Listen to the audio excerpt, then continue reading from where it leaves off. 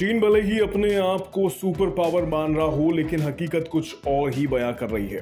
देश और दुनिया को तबाह करने में चीन का सबसे बड़ा योगदान रहा है। चीन से उपजे कोरोना से दुनिया अब भी उभरने की कोशिश कर रही है।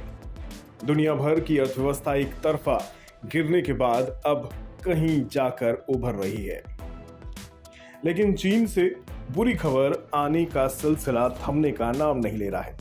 चीन जो पूरी दुनिया के नाक में दम कर दिया था, अब लगता है कि उसकी बारी आ गई है।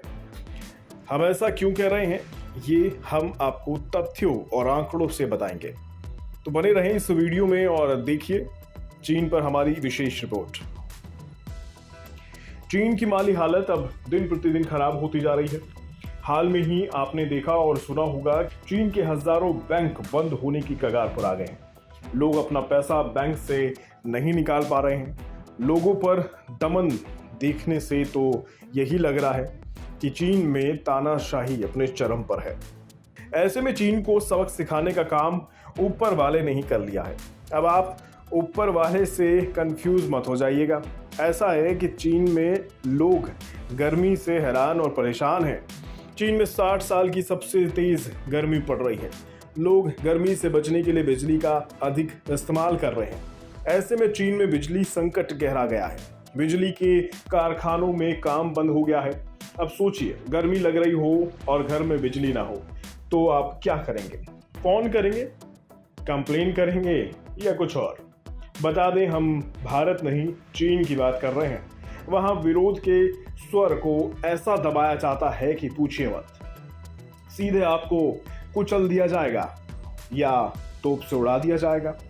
अब तो बस एक ही ऑप्शन बचा है कि हाय गर्मी करते रहिए। अब आइए दूसरे मसले पर। चीन की इकॉनमी भी अब हिचकोले मार रही है। सारे क्रेडिट रेटिंग एजेंसी भी इस बात की हामी भर रहे हैं। चीन की ग्रोथ पर काले बादल मंडरा रहे हैं। जीडीपी की बात करें तो ये लगातार डाउन ट्रेंड में बनी हुई है। अब हो भी क्यों ना, कोरोना से सभी मैन्युफैक्चरिंग यूनिट से लेकर ग्लोबल ट्रेंड बंद पड़ा है। अब पैसे तो दो ही तरीके से देश में आते और बनते हैं।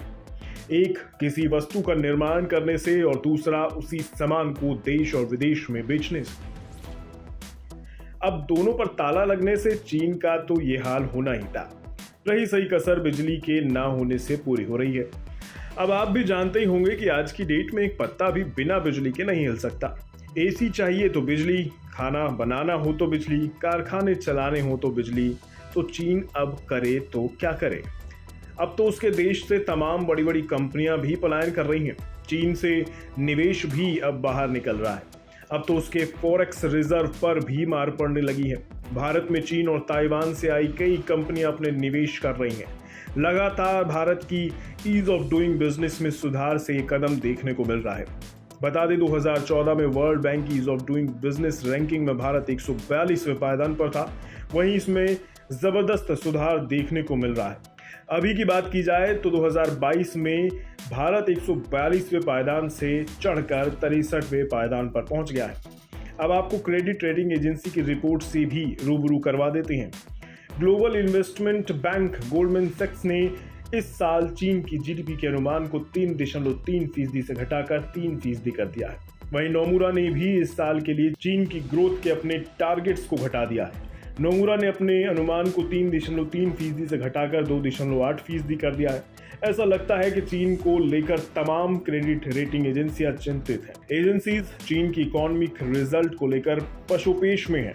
उनका मानना है कि रिजल्ट अनुमान से बेहद कमजोर रहने वाले हैं। कई एक्सचेंज चीन में नई कोरोना वेरिएंट को लेकर भी चिंता जता रहे हैं। उनका मानना है कि नए वेरिएंट फिर से लॉकडाउन और आर्थिक गतिविधियों पर ब्रेक लगा देंगे। ऐसे में इसका सीधा असर चीन की इकोनॉमिक ग्रोथ के आंकड़ों पर देखने को मिलेगा।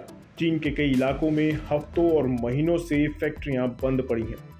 एक कारण तो कोरोना था, वहीं इसका दूसरा पहलू बिजली का संकट भी है। ये फैक्ट्री सेमीकंडक्टर और सोलर पैनल बनाने का काम करती थी। बिजली की राशनिंग से एप्पल के सप्लायर फॉक्सकॉन और इंटेल जैसी दुनिया की सबसे बड़ी इलेक्ट्रॉनिक कंपनीज से जुड़े कारखाने अब प्रभावित होने लगे हैं। चीन के कुछ एरियाज में लिथियम का खनन भी होता था, वहां भी बिजली और कोरोना के संकट के कारण सब कुछ ठप हो गया है। पावर शटडाउन से इलेक्ट्रिक कार, बैटरी में काम आने वाली रॉ मटेरियल्स की लागत भी बढ़ने के आसार हैं। तो कुल मिलाकर चीन अपने ही जाल में फंसता हुआ दिख रहा है। अब कैसे वो अपने देश को फिर से कोरोना बीमारी और आर्थिक संकट से निकाल पाएगा, ये समय ही बताएगा।